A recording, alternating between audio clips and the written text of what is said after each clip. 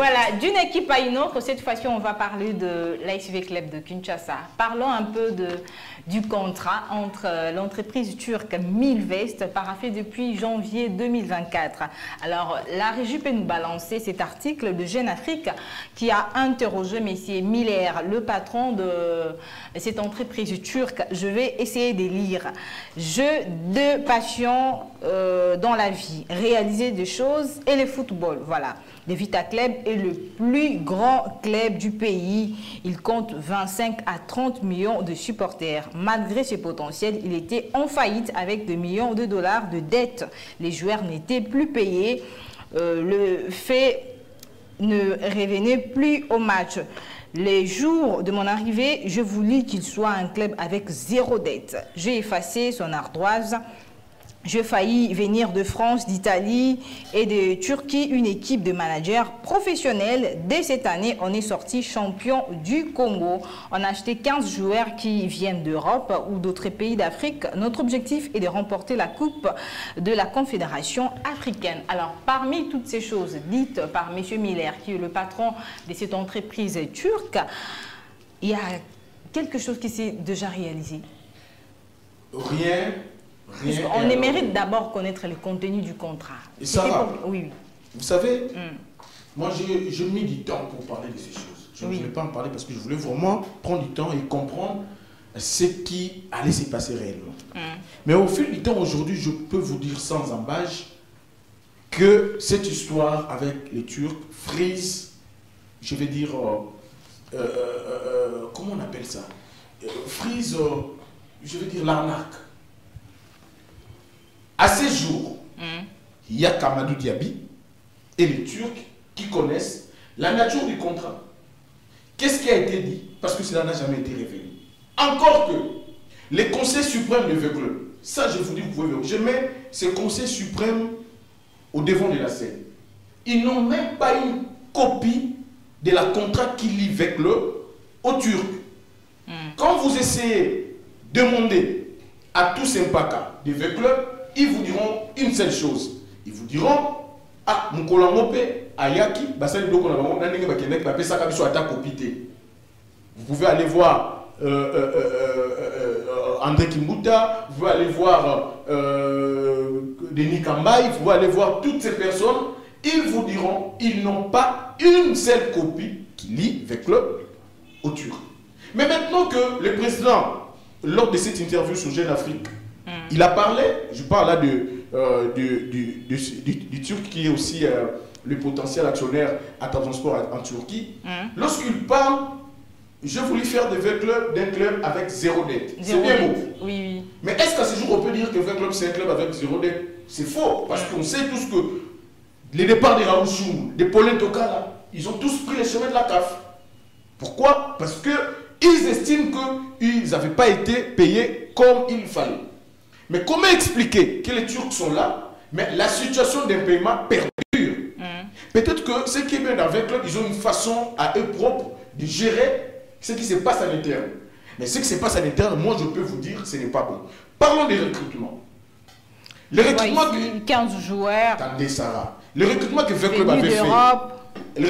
Je parle par exemple de Tapoko. Le milieu, je crois, il est franco-camerounais. Il était un peu lancé, il était un peu mince comme ça. C'est de lui qu'on parle, parce qu'il est venu de la France. Un joueur sérieux, qui a du temps de jeu, avec un bon club dans une très bonne division, peut quitter la France pour venir jouer en RDC.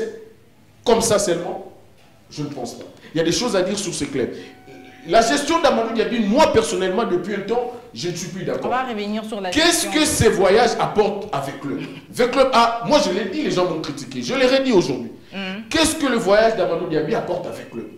Ce n'est pas parce que vous voyagez beaucoup, vous allez dans les instances FIFA, allez vous faire des photos avec le personnel de la FIFA, que vous allez revenir au pays pour dire, voilà, je suis dans la sommité du football. La sommité du football, c'est vous faire respecter. Vous savez que Club, ça patauge en interne. L'état actuel de Club, s'il rencontre un grand d'Afrique ou un grand du pays comme Mazembe, il va se faire humilier. On va revenir, restons d'abord sur ces contrats. Billy Kikela, Que peut-on dire sur ces contrats?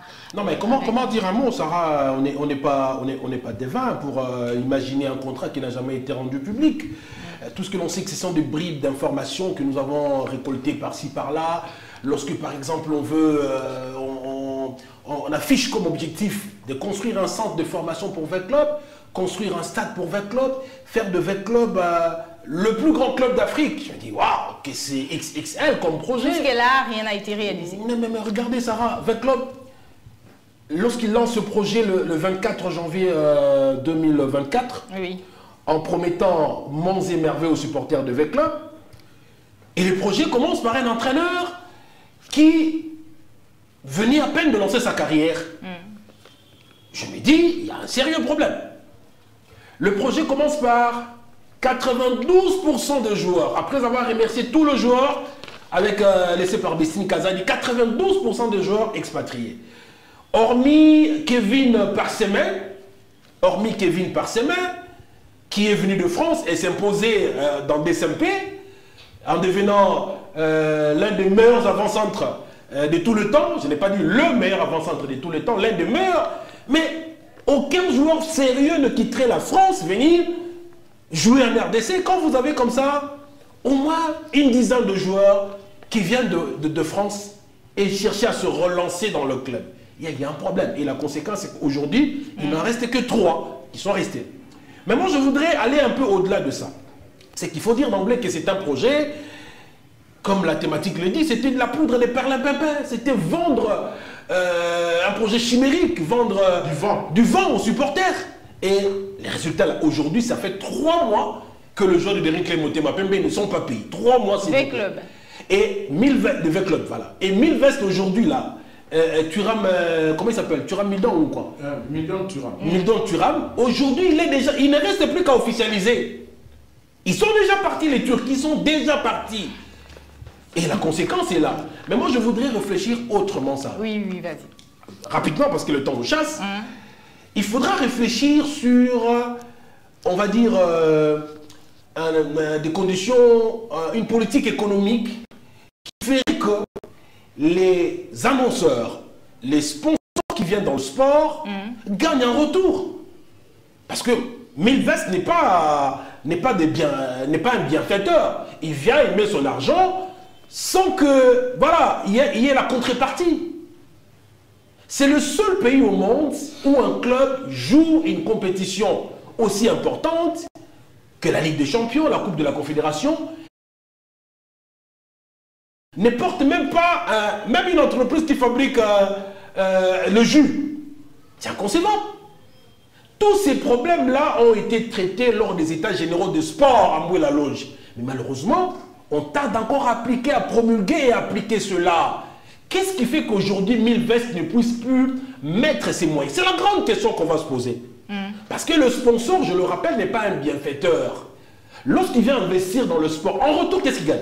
C'est pas un philanthrope. Mais c'est pas un le peu de moyens qu'il a déjà mis, il a déjà vu qu'il n'y a plus du sérieux. Ce que Billy Kikele est en train de dire, c'est vraiment vrai. Il ne reste plus que 1000 vestes officialise son départ. C'est tout ce qu'il reste.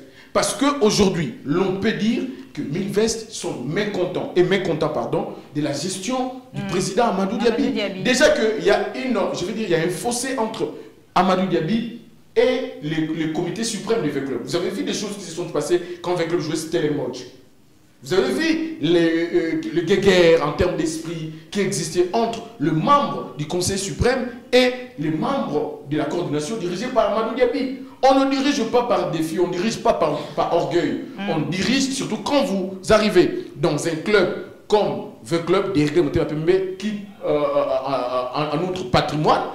Il y a une manière, il y a une politique qu'il faudra implémenter. Donc, moi je pense, pour boucler avec cette thématique, que Amadou Diaby était déjà très mal parti de son arrivée au club. Aujourd'hui, l'on peut dire, la situation de Raoul Chou atteste qu'il y a des problèmes dans le club. La situation de Paulin Tokala atteste qu'il y a des problèmes dans le club. Quand Abdeslam Ouadou, l'ancien entraîneur du club, est parti, il a dit des choses sur la gestion du club, sur la politique de recrutement et tout ce qui s'ensuit. Ce n'est pas quand même normal. Et les problèmes dans tout ça, c'est que... C'est pas quand même normal. Amadou Yabi doit faire profil bas. Parce que j'ai comme l'impression, j'ai aimé un terme utilisé tout à l'heure, gérer, dirigé par défi. Ces clubs-là, SMP, V-Club, sont des clubs qu'on ne dirige pas par défi. Et surtout, avoir l'écoute. C'est ce qui se passe maintenant avec le Derinkle Motema Pembe. Le président Paul Kasembele devrait écouter les avis de temps en temps du conseil de gestion. C'est ce qui ne se fait pas. Amadou Diaby n'écoute personne. Il fait confiance à des expats. Les Congolais qui sont là dans V-Club, ceux qui pouvaient lui souffler à l'oreille. Voilà, président, comment ces clubs fonctionnent. J'ai toujours aimé ce que disait notre aîné Mbungu Tchaba. Tika vite etambola na ndenge na yango leki tika vite etambola na ndenge na yango. Ce club là na ndenge na yango etambolaka. C'est qu'Amadou ne veut pas comprendre et j'ai bien peur que si ça continue comme ça, que malheureusement qu'on conne la tête sur la bûche. Il est peut-être bon dirigeant s'il va faire plus tard comme le président Vide Chimanga, acheter son propre club, implémenter ses lois, ses marques, là ça sera encore... Et moi je voudrais finir par là, Sarah, finir en tout cas, parce que tout à l'heure j'avais dit qu'ils avaient 2 tableaux à peindre.